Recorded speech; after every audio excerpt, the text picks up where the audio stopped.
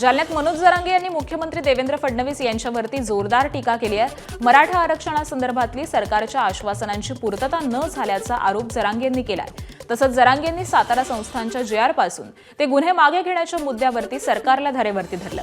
मराठा समाजाला जाणीवपूर्वक त्रास दिला जात असल्याचा आरोप जरांगे यांनी केलाय।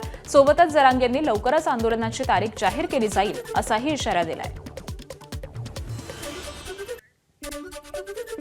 तुम्ही प्रमाणपत्र का दिले नाही? 8 महिने उलटून गेले दादा।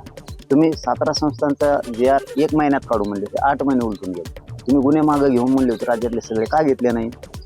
याला काय कारण आहे तुमचं? नोकरीतून वंचित राहिले पाहिजे, शिक्षणापासून वंचित राहिले पाहिजेत। मराठ्यांचं जितकं वाटू होईल तितकं करण्याचं काम देवेंद्र फडणवीस साहेबांकडून होतं।